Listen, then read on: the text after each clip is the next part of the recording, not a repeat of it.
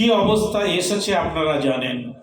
যখন আমার ছাত্র জীবনের সমাপ্তি হলো, ভাবলাম যে রাজ্যে তখন যুব সংগঠন আছে ডিওয়াইএফআই, রাজ্যে তখন যুব সংগঠন আছে ছাত্র পরিষদ, রাজ্যে তখন যুব সংগঠন আছে তৃণমূল ছাত্র পরিষদ, তৃণমূল যুব কংগ্রেস, জাতীয় কংগ্রেসের যুব কংগ্রেস, এসএফআই বামপন্থী ছাত্র সংগঠন।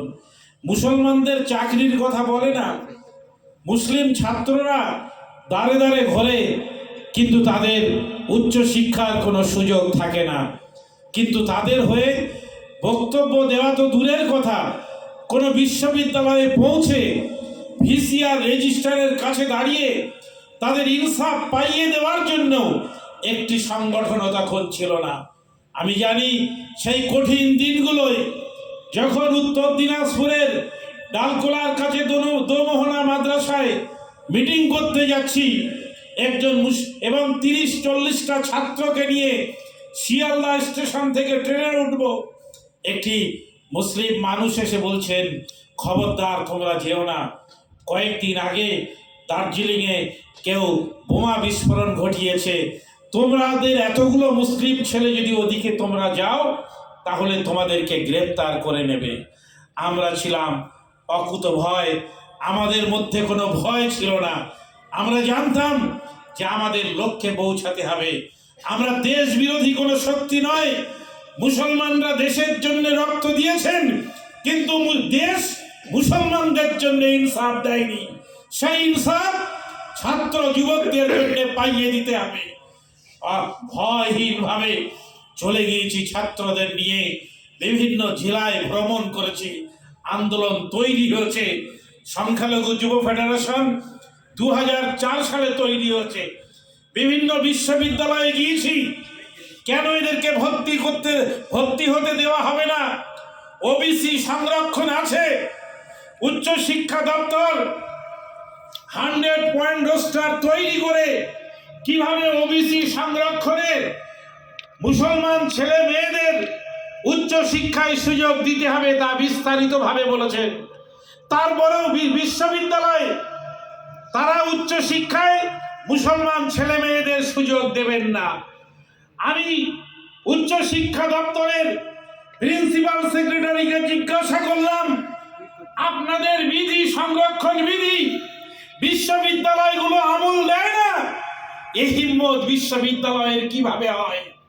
তাহলে আপনাদের হয়তো দুরকম নির্দেশ আছে, হাতির দাঁতের মতো দুরকম নির্দেশনা আছে। হয়তো একটি হচ্ছে সাধারণ সার্কুলার, যেটা দেখে মুসলমানরা সন্তুষ্ট হবে, যেটা দেখে মুসলিম ভোট পাওয়া যাবে, আর একটি গোপন নির্দেশনা, যেটাতে বলা থাকবে সার্কুলার থাকলেও মুসলমানদের সুবিধা দেওয়ার প্রয়োজন হবে না। এরকমটা কি আছে? এভাবে একাধিক জায়গায়, কখনো বিসিডব্লিউ ডিপার্টমেন্টে, কখনো West Bengal joint entrance examination বোর্ডে, কখনো স্বাস্থ্য ভবনে। কেন?